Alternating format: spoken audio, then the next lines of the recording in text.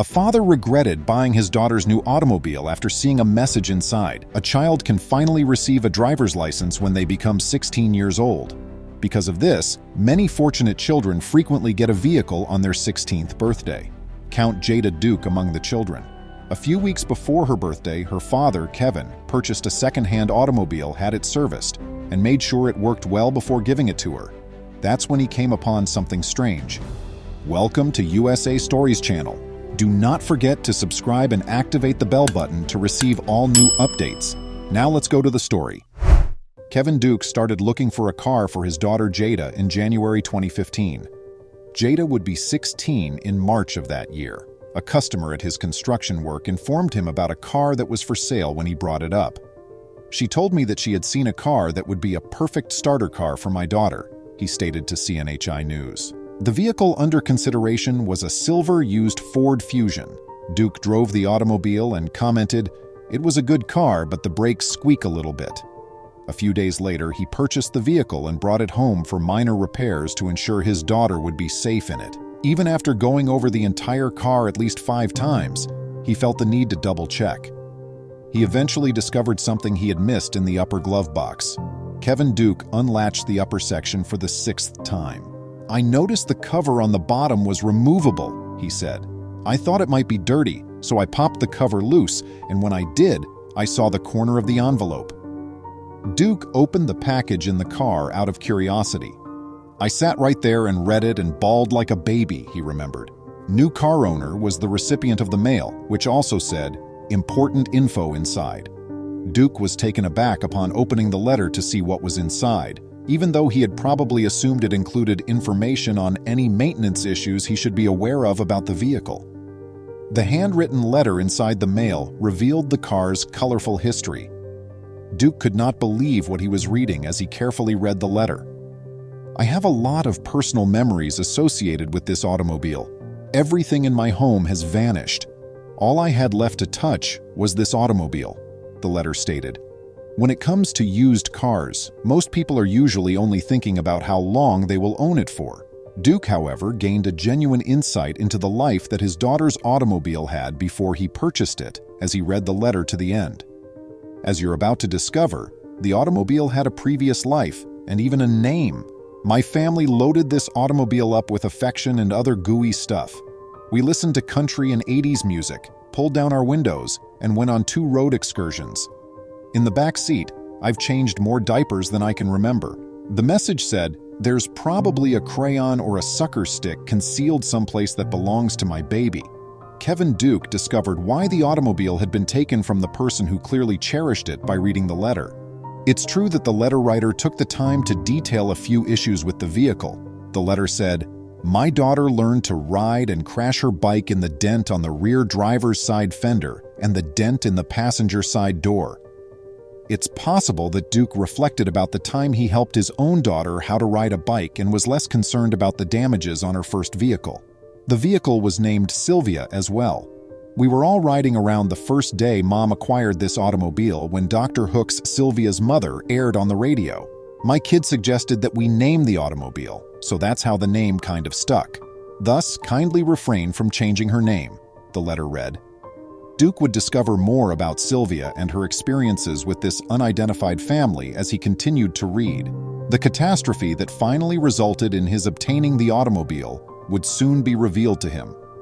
"I just wanted to say how wonderful of a car you purchased. My mother owned this automobile. She died in a home fire on February 25, 2015, along with my aunt and my 6-year-old daughter." The message said, "My mom drove this automobile the final time she drove it, the day she left us." When Kevin found that the automobile was involved in this kind of catastrophe, he was shocked. Given how much importance the automobile held, he questioned why it had been given up. Sabrina Archie is the name of the woman who wrote the letter. The family house caught fire while Archie was at work, engulfing her mother, daughter, and aunt.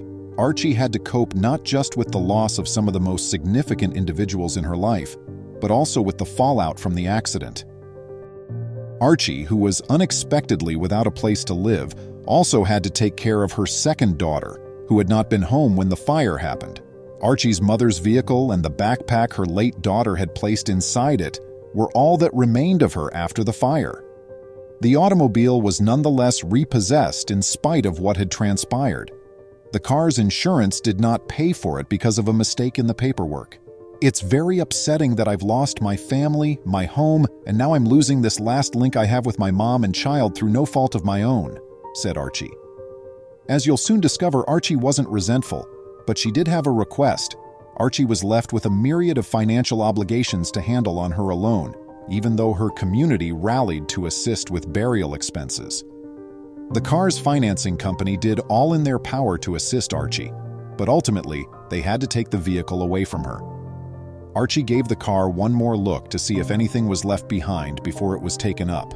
She found a thin imprint of a kid's shoe on the dashboard where her late daughter used to sit while examining the vehicle. She instantly started crying and was overcome with memories the minute she saw it. Archie was inspired to write the letter at that point to whoever ended up becoming the new owner of her mother's Ford Fusion. She had no idea that the automobile wouldn't travel that far. Archie didn't feel bitter against the new owner of her mother's automobile even though she was forced to give it up against her will. She explained, saying, "I don't hate you. I'm hoping it's the finest vehicle you've ever had. I hope it continues for another 100 years. I hope there are kids, toys, and other miscellaneous items in the back seat." Archie did offer a request at the conclusion of the letter. You'll see in a moment that even though she wasn't resentful, she still wanted the automobile back. "Life happened in this car," she went on. "We experienced adventure, love, and joy in this automobile. Now that you own it, please keep in mind that this is a memory, not simply an automobile. The final remnant of my family is this automobile, with all its peculiarities. Treat it with kindness." It was difficult for Archie to let go of the automobile that held so many memories of her family, but things would soon come full circle. Archie really hoped the new owner would appreciate the automobile as much as her family had, even though she was sad to part with it. She even offered this unique recommendation: listen to a country song. The song Big Green Tractor was my daughter's all-time favorite, or Free Bird by Lynyrd Skynyrd. We loved that song so much, I played it at their funerals. She genuinely wanted the new owner of the automobile to understand how significant it was. Archie was aware that Sylvia might not even spend a lot of time with her new owner. She also said in the letter, "Please try to reach me if you ever want to sell Sylvia. I can't afford to buy it right now because I recently paid for 3 funerals, but maybe later on if you realize she's just not the right person for you, my financial position will be better." Duke was conflicted about the automobile he had just purchased for his daughter after reading that passage. He made the decision to get in touch and get Archie's approval. Archie was from Greenup, Kentucky, while Kevin Duke resided in Flatwoods, about 15 minutes away. Duke was so overcome with emotion after reading the letter that he felt compelled to track down Archie and inform her that her mother's Ford was now in capable hands. Fortunately, it wasn't too difficult to locate Archie. Duke was so affected that he requested whether he may post her message on Facebook. Things truly started to change at that point. The devastating letter was swiftly published on Facebook by Duke and gained widespread attention, particularly after being shared by the Love What Matters group. 19,000 replies were left on the post by users from as far away as Australia. A lot of people were moved by Sabrina Archie's tale and thought Duke ought to give her back the automobile. At that point, a citizen read the narrative and made the decision to act independently. For them, telling the narrative was insufficient. Tammy Warrington, who lives in Kansas more than 800 miles away, was very touched by Archie's message. She was apparently taken aback by Archie's lack of resentment over giving up the automobile when she received the letter. According to Warrington, "It devastated me on her behalf," CJ Online said. Warrington recalled how she felt about the death of her own father and how she would feel about her 5-year-old kid as well. She recalled thinking that Archie should return her automobile, and in the end, they managed to sort things out. Warrington had no idea who had written the letter when she first saw it. Kevin Duke was the only person she had to go by while sharing it. Warrington made the decision to get in touch with Duke to ask for her assistance in getting the Ford Fusion back to its original owner. To her amazement, Duke had already gotten in contact with Archie. Warrington collaborated with Duke to determine the cost of replacing Duke's daughter's vehicle, allowing them to give Archie the Ford Fusion back without requiring her to purchase it entirely. They calculated that in order to cover taxes, return the car to Archie, pay credit card processing costs, and buy a replacement for the automobile Duke had planned to gift his daughter, they would need to raise $12,000 in total. To raise money, an internet campaign for donations was created. They were only able to raise a few $100s at start. Then one day, they had $3,500. Warrington discovered a deluge of texts when she checked her email. It seems that a promotion was shown in an Australian TV program. And lastly, Warrington was called by TLC to promote Archie's newfound connection with the Dukes on This Is Life Live. Kevin Duke would only go on television if he could give Archie his keys back in person. Duke, for his part, only wanted to tell what he considered to be a fascinating narrative. My goal was not to profit financially from it. He told CNHI News, if I could have afforded to replace the car, then I would have just given it to her. When Sylvia was eventually given back to Archie, he was ecstatic to feel the spot where her mother had once gripped the steering wheel.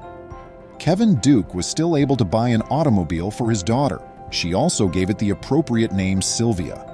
Please remember to subscribe to our channel, give us a thumbs up, and turn on the notification bell so you won't miss any of our videos. If you enjoyed the tale, the next video that plays on your screen will probably move you too.